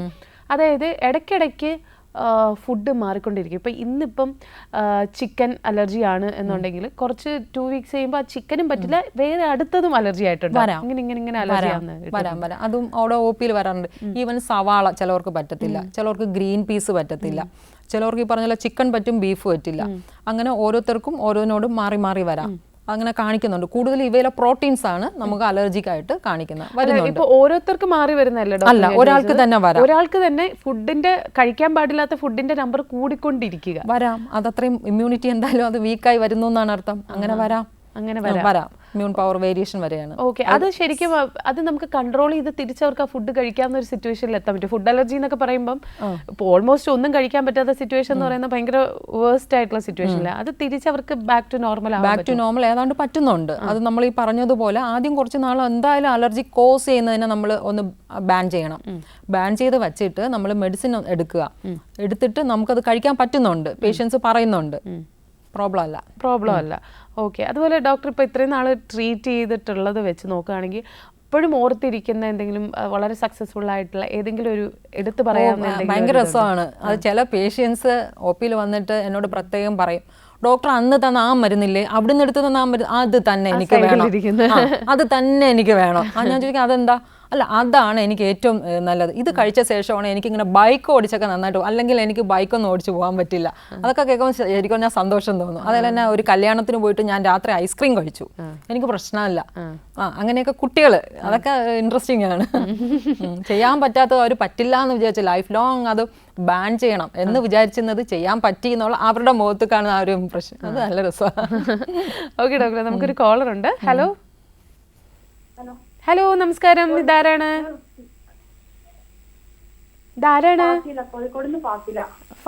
ഫാസില, കേരള കണക്കിലേക്ക് സ്വാഗതം. അലർജിയായിട്ട് ബന്ധപ്പെട്ട എന്ത് സംശയം ഉണ്ടെങ്കിലും ഡോക്ടറിനോട് ചോദിച്ചോളൂ ഫാസില. എനിക്ക് ഇടയ്ക്കിടയ്ക്ക് തൊണ്ടയില് ഡോക്ടറെ കഫം കുടുങ്ങിയെന്ന് അറിയില്ല, കിടപ്പ് വരുന്നു, പിന്നെ രാവിലെ തുമ്മല്, മൂക്കിൽ ഒലിച്ചൊന്നുമില്ല, ഒരു ചൊറിച്ചിലൊക്കെ വരുന്നത്. അലർജിയുടെ മാനിഫെസ്റ്റേഷൻ തന്നെയാണ് ഫാസില. അതായത് ഇപ്പം ഈ കേസിൽ, ഫാസിലയുടെ കേസിൽ ഈ അലർജി ഇങ്ങനെ സിംറ്റംസ് വന്നിട്ട് ഉണ്ടാകുന്ന ഡിസ്ചാർജ് സാധാരണ മൂക്കിൽ നിന്ന് മുന്നോട്ട് ഇങ്ങനെ താഴേക്ക് ഇങ്ങനെ ഇറ്റിറ്റ് വീഴലാണ്. പക്ഷേ ഈ കേസിൽ അത് മൂക്കിൻ്റെ ഉള്ളിൽ കൂടെ ബാക്കിൽ പോയിട്ട് തൊണ്ടയിലേക്ക് വീഴുന്നത് കൊണ്ടാണ് ആ ഒരു ഇറിറ്റേഷൻ വന്നിട്ടാണ് ചുമയായിട്ട് വരുന്നത്. മനസ്സിലായില്ലേ? മുന്നോട്ട് ഇങ്ങനെ പോരുന്നില്ല. മൂക്ക് അടപ്പൊക്കെ ഉണ്ടാകാം ഈ കേസിൽ. ഇത് ശരിക്കും അലർജിയുടെ തന്നെയാണ് ഫാസില. ഇത് ഫാസില അവിടെ കോഴിക്കോട് കാരപ്പറമ്പ് മെഡിക്കൽ കോളേജ് ഉള്ളതല്ലേ, ഹോമിയോ കോളേജ്, അവിടെ പോയി കൺസൾട്ട് ചെയ്ത് മെഡിസിൻ എടുക്കാമെന്നുള്ളതേ ഉള്ളൂ. അതെ, അതുകൊണ്ട് അവിടെ പോയി മെഡിസിൻ എടുക്കാമെന്നുള്ളതേ ഉള്ളൂ. അത് നല്ല ട്രീറ്റ്മെൻറ്റ് ഉള്ളതാണ്. ഇപ്പോൾ ഇങ്ങനെ വരുമ്പോൾ രാത്രി കിടക്കുമ്പോഴൊക്കെ ചുമ വരും. രാത്രി കിടക്കാൻ ബുദ്ധിമുട്ടായിരിക്കും, ഉറക്കം കിട്ടില്ല. കാരണം ഇടയ്ക്കിടയ്ക്ക് ചുമ വന്നുകൊണ്ടിരിക്കും. ഈ മ്യൂക്കസ് തുള്ളി ഇങ്ങനെ ഇട്ടിട്ട് വീഴുമ്പോൾ, തൊണ്ടയിൽ വീഴുമ്പോൾ ഒക്കെ ചുമ വരും. അപ്പം ഇങ്ങനെ തൊണ്ടയിൽ കുടുങ്ങി. അതെ, അതുകൊണ്ട് എന്തായാലും Fazila nearby, Karaparamba nearby ആണെങ്കിൽ അവിടെ പോയി OP ഒന്ന് മെഡിസിൻ എടുക്കാമെന്നുള്ളതേ ഉള്ളൂ. അത് നല്ല കൺട്രോൾ കിട്ടും. ഓക്കെ, ക്ലിയർ ആയോ? Okay Fasila, thank you so much. Okay doctor, ഈ ഇമ്മ്യൂണിറ്റി കുറയുന്നതുകൊണ്ടാണ് ഈ അലർജി ഭയങ്കരമായിട്ട് ഇമ്മ്യൂണിറ്റിയുടെ ഒരു ഫോം തന്നെയാണ്. കാരണം ഈ സർട്ടൺ അലർജൻസ് ഇങ്ങനെ വരുമ്പോഴത്തേക്കും ബോഡിയുടെ ഇമ്മ്യൂൺ മെക്കാനിസത്തിൻ്റെ ഒരു പ്രതിഫലമായിട്ടാണ് ആൻറ്റിബോഡീസ് ഫോം ചെയ്യുന്നത്. അപ്പോൾ അതിൻ്റെ കൂടെയാണ് ഈ ഹിസ്റ്റാമിൻ എന്ന് പറയുന്ന ഒരു കെമിക്കൽ മീഡിയേറ്ററും കൂടെ ഫോം ചെയ്യുന്നുണ്ട്. ഇതാണ് ഈ റെസ്പോൺസിബിൾ ആയിട്ട് ഈ എല്ലാ സിംറ്റംസും ഉണ്ടാക്കുന്നത്, ഹിസ്റ്റമിൻ പ്രൊഡക്ഷൻ. അപ്പോൾ ശരിക്കും നമ്മുടെ ശരീരത്തിലെ ഇമ്മ്യൂണിറ്റി കൂട്ടാൻ വേണ്ടിയിട്ടുള്ള ഫുഡ് കഴിച്ചു കഴിഞ്ഞാൽ വ്യത്യാസം ഉണ്ടാവും? ഫുഡ് എന്ന് വെച്ചാൽ ആദ്യമേ ഈ ട്രിഗർ ഫാക്ടേഴ്സ് എല്ലാം നമ്മൾ അവോയ്ഡ് ചെയ്യണം. അത് അവോയ്ഡ് ചെയ്യുമ്പോൾ തന്നെ നമ്മൾ ഈ അപ്പഴപ്പം പൊന്താതിരിക്കുമ്പോൾ തന്നെ നമ്മുടെ പ്രതിരോധം നമുക്ക് വരികയാണ്. പിന്നെ നമ്മൾ ഈ ഫൈബർ റിച്ച് ഫുഡ് അതിലോട്ട് വരിക, നാച്ചുറൽ ഫുഡിലേക്ക് വരിക. ഈ എന്താ പറയുക, കളറിങ് മെറ്റീരിയൽസ്, പ്രിസർവേറ്റീവ്സ്, ഇതൊക്കെ നമ്മൾ കഴിവതും അവോയ്ഡ് ചെയ്യുക. കാരണം ഇതൊന്നും എല്ലാവർക്കും പറ്റണമെന്നില്ല. അങ്ങനെ വരുമ്പോൾ സാധാരണ നാച്ചുറൽ ഫുഡിലേക്ക് വരുമ്പം തന്നെ നമ്മുടെ ഇമ്മ്യൂൺ പവർ കൂടും. ഓക്കെ, അപ്പോൾ ശരിക്കും പറഞ്ഞു കഴിഞ്ഞാൽ കുറച്ചും കൂടെ നമ്മുടെ ഈ ഒരു ലൈഫ് സ്റ്റൈൽ, ഈ ജങ്ക് ഫുഡ്സ് അതൊക്കെ ഒഴിവാക്കുന്നതാണ് നല്ലത്. കൂടുതലും തിരിച്ച് ഗ്രാമങ്ങളിലേക്ക്, അതാണ് കുറച്ചും കൂടെ. കാരണം അങ്ങനെ നോക്കുമ്പോൾ അർബനും റൂറലും നമ്മൾ കമ്പയർ ചെയ്യുമ്പോൾ തന്നെ റൂറലിൽ അത്ര ഇല്ല എന്നാണ് സ്റ്റഡീസ് പറയുന്നത്. ഓക്കെ, അപ്പോൾ നമ്മുടെ ഒരു ലൈഫ് സ്റ്റൈലും കുറേയൊക്കെ ഈ പറയുന്ന നമ്മൾ തന്നെ പൊള്യൂട്ടഡ് ആക്കുന്ന കാര്യങ്ങൾ പൊള്യൂട്ട് ചെയ്യാണ്ടിരുന്നു കഴിഞ്ഞാൽ കുറേയൊക്കെ മാറ്റങ്ങൾ വരും എന്നുള്ളതാണ്. ഇപ്പം ഡോക്ടർ, ഈ അലർജിയുമായിട്ട് റിലേറ്റ് ചെയ്ത് എല്ലാവർക്കും കുറേ കാര്യങ്ങളൊക്കെ അറിയാം, കുറേ കാര്യങ്ങൾ അറിയാൻ ശ്രമിക്കുന്നു. അപ്പം ഇങ്ങനെ ഒരു കാര്യം എല്ലാവരും ഒന്ന് അറിഞ്ഞിരുന്നെങ്കിൽ എന്ന് വിചാരിക്കുന്ന എന്തെങ്കിലും ഉണ്ടോ അലർജിയെ പറ്റി? എന്ന് വെച്ചാൽ അത് മെയിൻലി പറയുമ്പോഴത്തേക്ക് ഈ പൊടിപടലങ്ങൾ നമ്മൾ വൃത്തിഹീനമായി കാണുന്ന സറൗണ്ടിങ് ആണെങ്കിൽ നമ്മൾ നീറ്റാക്കി ഇടുക, അത് തന്നെയാണ് ഒരു മേജർ. അപ്പോൾ വൃത്തിയില്ലാത്തടത്താണെങ്കിൽ ഓഫ് കോഴ്സ് അത് അതിനുള്ള കാരണങ്ങളായിട്ടുള്ള പൊടിയും പടലവും പിന്നെ ഈ എന്താ പറയുക ജേംസും ഒക്കെ വരും. അപ്പോൾ സറൗണ്ടിങ് ഏരിയ നമ്മൾ എന്തായാലും നീറ്റ് ആയിട്ട് എപ്പോഴും കീപ്പ് ചെയ്യുക. അത് തന്നെയാണ് ഫസ്റ്റ് പറയേണ്ട പോയിന്റ്. പിന്നെ നമ്മൾ കഴിക്കുന്ന ഭക്ഷണ രീതി ഞാൻ പറഞ്ഞ പോലെ പ്രോപ്പർ, നല്ല അധികം തണുപ്പ് പാടില്ല. ഭയങ്കര തണുപ്പ് ഒരുപക്ഷെ കഴിക്കുമ്പോൾ തന്നെ അത് ഒരു അലർജിക്കായിട്ട് കാണിക്കാം. പിന്നെ ആർട്ടിഫിഷ്യൽ ഈ ജങ്ക് ഫുഡ്സ് ഒക്കെ ഈ പറഞ്ഞ കളറിങ് മെറ്റീരിയൽസ്, പ്രിസർവേറ്റീവ്സ് അടങ്ങിയത്, ഇതൊക്കെ ഇപ്പോൾ എല്ലാവർക്കും ചേരണമെന്നില്ല. അപ്പോൾ അങ്ങനത്തെയൊക്കെ നമ്മൾ കഴിവതും ഒഴിവാക്കുക തന്നെ ഒഴിവാക്കാണ്. പിന്നെ മറ്റൊരു കാര്യം ചോദിക്കാനുള്ള ഈ അതായത് ഈ നമ്മളിപ്പം ചെറിയ അലർജി സിംറ്റംസ് ഒക്കെ കാണും. അപ്പം അതായത് ഇത്രയൊക്കെ ഉള്ളൂ എന്നുണ്ടെങ്കിൽ വരണമെന്നില്ല, ട്രീറ്റ്മെൻറ്റ് എടുക്കണം എന്നില്ല. നിങ്ങൾ വീട്ടിൽ ഇപ്പോൾ സെൽഫ് ട്രീറ്റ്മെൻ്റ് ആയാലും മതി. പക്ഷെ ഇത് കഴിഞ്ഞു കഴിഞ്ഞാൽ നിങ്ങൾ ഉറപ്പായിട്ടും ട്രീറ്റ്മെന്റ് എടുക്കണം എന്നുള്ള കേസുണ്ടോ? അതായത് നമ്മളിപ്പോൾ ചെറിയ രീതിയിൽ ഇപ്പം ചെറിയ എന്ന് വെച്ചാൽ ഒരുപക്ഷെ രാത്രി കുളിച്ചോണ്ടായിരിക്കാം, രാത്രി കുളിച്ചിട്ട് ഫാൻ്റെ കീഴെ കിടന്ന് ഉറങ്ങി. അപ്പോൾ കുളിക്കുമ്പോഴേ ഒരു അന്തരീക്ഷം തണുപ്പാണല്ലോ സന്ധ്യ കഴിഞ്ഞാൽ. അപ്പോൾ രാത്രി അന്നേരം കുളിക്കുമ്പോഴേ ആ ഒരു തണുപ്പ് മേലെ പിന്നെ നമ്മൾ തണുത്ത വെള്ളത്തിൽ കുളിക്കുന്നു, ഫാൻ്റെ അല്ലെങ്കിൽ AC-ൻ്റെ കീഴെ കിടക്കുന്നു. അപ്പോൾ അങ്ങനെയൊക്കെ ഒരു ട്രിഗേഴ്സ് ആണെങ്കിൽ അങ്ങനെയൊക്കെ ഉണ്ടെങ്കിൽ നമ്മൾ അതൊക്കെ ഒന്ന് അവോയ്ഡ് ചെയ്യുക. അപ്പോൾ നമുക്ക് അവോയ്ഡബിൾ നമ്മുടെ കയ്യിൽ തന്നെ ഉണ്ട് കുറച്ച്. ഇതൊന്നും അല്ല നമുക്ക് അത്രയും ഡിസ്ട്രെസ്സിങ് ആണ്. രാവിലെ കഴിച്ചാൽ ഒരു 1-2 തുമ്മലും ഓക്കെ. ഇതങ്ങനെയല്ല, കണ്ടിന്യൂസ് ഒരു 10-15 തുമ്മലായി, പിന്നെ മൂക്ക് തിരുമലായി, വെള്ളം പോലെ വരെ നമുക്ക് നമ്മുടെ ഡെയിലി ആക്ടിവിറ്റീസ് നമുക്ക് ചെയ്യാൻ പറ്റുന്നില്ല. ഡെയിലി ആക്ടിവിറ്റീസ് ചെയ്യാൻ പറ്റിയില്ലെങ്കിൽ നമ്മുടെ ക്വാളിറ്റി ഓഫ് ലൈഫ് നമ്മൾ അവിടെ താഴേക്കാണ് പോകുന്നത്. അപ്പോൾ അങ്ങനെ വരുന്നതായിട്ട് നമുക്ക് ഫീൽ ചെയ്താൽ തീർച്ചയായിട്ടും നിങ്ങൾ മെഡിസിൻ എടുക്കണം. അതുവരെ കുഴപ്പമില്ല അല്ലേ, അതുവരെ മാനേജ് ചെയ്യാവുന്നതാണ്. അതുപോലെ തന്നെ എൻ്റെ ഒരു ഫ്രണ്ടിനുള്ളതാണ് ഈ മെഡിസിൻ അലർജി എന്ന് പറയുന്നത്. അപ്പോൾ ഈ മെഡിസിൻ അലർജി എന്ന് പറയുന്നത് പലപ്പോഴും പല അസുഖവും വന്നിട്ട് ട്രീറ്റ് ചെയ്യാൻ പറ്റാത്ത സിറ്റുവേഷൻ ആവില്ല. അത് എങ്ങനെയാണ് അത് നമുക്ക് ശരിയാക്കാൻ പറ്റുക? എത്രത്തോളം ഡേഞ്ചറസ് ആണ് അത്? അതെ, മെഡിസിൻ അലർജി ഉണ്ട് പറഞ്ഞതുപോലെ. അപ്പം മെഡിസിൻ അലർജി കഴിക്കുമ്പോൾ തന്നെ ചിലവരിൽ വയറിന് ബുദ്ധിമുട്ട്, പെയിന് വരുന്നു, ഛർദി അങ്ങനെയൊക്കെ വരുന്നുണ്ട്. അപ്പം കൂടുതലും ഇപ്പം അങ്ങനെയൊക്കെ ഉണ്ടെങ്കിൽ ചെറിയൊരു ടെസ്റ്റ് വെച്ചിട്ട് ആണ് മറ്റ് സിസ്റ്റം കൺവെൻഷണൽ ട്രീറ്റ്മെൻറ്റുകാർ ചെയ്യുന്നത്. അങ്ങനെ ഉള്ളത് അവർ അവോയ്ഡ് ചെയ്യുന്നുണ്ട്. അല്ലെങ്കിൽ നേരത്തെ പറഞ്ഞ പോലെ ഈ സ്കിൻ പ്രിക് ടെസ്റ്റ് അല്ലെങ്കിൽ പാച്ച് ടെസ്റ്റ് ചെയ്യുമ്പോൾ മൾട്ടിപ്പിൾ അലർജൻസ് നമ്മൾ കുത്തിവെക്കുന്ന ഒരു ടെസ്റ്റ് പറഞ്ഞല്ലോ. അപ്പോൾ അതിലിപ്പം ഈ ഏതൊക്കെ മെഡിസിനോടാണ് അലർജി എന്നുള്ളത് അവിടെ വരുന്ന ആൾക്കാർ കൊണ്ടുവരാറുണ്ട്. ഈ റിപ്പോർട്ടിൽ ഇന്ന മെഡിസിൻ പറ്റത്തില്ല എന്ന് പറഞ്ഞിട്ട് അവർ കൊണ്ടുവരുന്നതായിട്ട് കാണുന്നുണ്ട്. അപ്പോൾ അങ്ങനെ നമുക്ക് അറിയാൻ പറ്റുന്നുണ്ട് പൊതുവെ ഏതിനോടൊക്കെയാണ് അലർജി എന്നുള്ളത്. അങ്ങനെ മനസ്സിലാക്കാം. അതായത് ഒരു ഇതുപോലെ തന്നെ പരിചയമുള്ള ആള് ചെയ്ത കാര്യമാണ്. അതായത് ദേഹത്ത് ടാറ്റു ചെയ്ത് വെച്ചിട്ടുണ്ട്, ഇന്ന സാധനം എനിക്ക് അലർജി ആണെന്ന്. അതായത് എവിടെയെങ്കിലും വീണ് കിടന്നാൽ ഹോസ്പിറ്റലിൽ കൊണ്ടുപോയി കഴിഞ്ഞാൽ അതെന്ത് എന്തോ ഒരു മരുന്നോ എന്തോ ഇതാണ്, അപ്പൊ അത് ഇവര് ഉപയോഗിച്ചാൽ എന്തെങ്കിലും പറ്റുമല്ലോ, അതുകൊണ്ട് ടാറ്റു ചെയ്ത് വെച്ചിട്ടുണ്ട്. ഒരു പെട്ടെന്ന് കാണാൻ പറ്റുമല്ലോ എന്നുള്ളത്. അങ്ങനെ അത്രയും സിവിയർ ആയിട്ടുള്ള സിറ്റുവേഷൻസും ഉണ്ടല്ലോ. അതുപോലെ തന്നെ മറ്റൊരു കേസ്, ഈ പൊതുവെ ഈ ഫുഡിൽ തന്നെ ഈ കൊഞ്ചുണ്ടല്ലോ, കൊഞ്ച് മെയിൻ വില്ലനായിട്ട് കേട്ടിട്ടുണ്ട്. അതെന്ന് വെച്ചാൽ ഈ ഷെല്ലുള്ള ഫിഷുകൾ, കൊഞ്ച്, കല്ലുമേക്കായ, ചിപ്പി എന്ന് പറയുന്നത്, ഞണ്ട്, അപ്പം ഇതൊക്കെ പ്രോട്ടീൻ അധികമുള്ള, അപ്പം ഇത് ഫുഡ് അലർജിക്ക് മെയിൻ കോസാണ്. അപ്പം ഇവ കഴിച്ച ഉടനെ തന്നെ ചിലവർക്ക് വയറിന് അസ്വസ്ഥത വരുന്നു, ഛർദ്ദിക്കുന്നു, ഇങ്ങനെയൊക്കെ വരുന്നുണ്ട്. ഷെല്ലുള്ള ഫിഷസ് ആണ് കൂടുതൽ പറയുന്നത്. ഉണ്ട്, അതൊരു ഈറ്റിയോളജിയാണ്, കാരണക്കാരനാണ്. ഒരു മെജോറിറ്റി ആൾക്കാർക്കും അത് വരുന്നുണ്ടല്ലേ? വരാം. ഓക്കെ. പക്ഷെ ചില സമയങ്ങളിൽ സംഭവിക്കുന്നത് നമ്മൾ വീട്ടിലുണ്ടാക്കി കഴിക്കുമ്പോൾ പ്രശ്നം വരണമെന്നില്ല. നമ്മൾ ട്രിപ്പ് പോയി എവിടെയെങ്കിലും ചെന്ന് അത് ഒരു പക്ഷെ അതിൽ അവരെന്തെങ്കിലും മണത്തിനോ നിറത്തിനോ ടേസ്റ്റിനോ ഒക്കെ എന്തെങ്കിലും ആഡ് ചെയ്യുന്ന ഫ്ലേവേഴ്സോ കളറിംഗ് മെറ്റീരിയൽസോ പ്രിസർവേറ്റീവ്സോ അങ്ങനെ എന്തെങ്കിലും ഉള്ള ഒരു കെമിക്കൽ ആകാം ആ വ്യക്തിക്ക്. അങ്ങനെ വരാം. ഓക്കെ ഡോക്ടർ, നമ്മുടെ പ്രേക്ഷകരോട് ഇപ്പോൾ ഹോമിയോപ്പതി ട്രീറ്റ്മെന്റ് അലർജിക്ക് എടുക്കണം എന്ന് നോക്കിയിരിക്കുന്ന പ്രേക്ഷകരോട് എന്താണ് പറയാനുള്ളത്? എൻ്റെ ഒരു എക്സ്പീരിയൻസ് വെച്ചിട്ട് ഞാൻ മനസ്സിലാക്കുന്നത്, ചിലർക്ക് പെട്ടെന്നായിരിക്കും നല്ല സിവിയറായിട്ട് വരുന്നത്. അവർക്ക് നമുക്ക് വേറൊരു ഗ്രൂപ്പ് ഓഫ് മെഡിസിൻ കൊടുക്കാൻ പറ്റുന്നുണ്ട്. അതെന്തായാലും അത് കഴിച്ചാൽ അവർക്ക് കുറയും. പക്ഷേ അത് കുറഞ്ഞ ഉടനെ നിങ്ങൾ സ്റ്റോപ്പ് ചെയ്യരുത്. കാരണം ഇതൊരു ക്രോണിക് ഡിസീസ് ആയതുകൊണ്ട് കുറച്ച് നാൾ നിങ്ങൾക്ക് അത് കണ്ടിന്യൂസ് ആയിട്ട് എടുത്താൽ മാത്രമേ അത് പൂർണ്ണമായിട്ടും ഒരു കൺട്രോളിലേക്ക് എത്തിക്കാൻ പറ്റുകയുള്ളൂ. ഒപ്പം ഫുഡ് ഹാബിറ്റ്സ്, പിന്നെ ദിനചര്യ, ഇതെല്ലാം ഒരുമിച്ച് കൊണ്ടുവരികയാണെങ്കിൽ നമുക്ക് ഈ ഡിസീസിന്, ഈ അലർജിക് മാനിഫെസ്റ്റേഷന് നമുക്ക് നല്ല കൺട്രോളാക്കി വെക്കാമെന്നുള്ളതേ ഉള്ളൂ. Okay doctor, thank you so much. അപ്പോൾ ഇന്നത്തെ ദിവസം നമ്മൾ ഒരുപാട് ഹോമിയോപ്പതി റിലേറ്റഡ്, അലർജിയുമായിട്ട് റിലേറ്റഡ് ഒരുപാട് ഇൻഫർമേഷൻസ് ഡോക്ടർ പറഞ്ഞു തന്നു.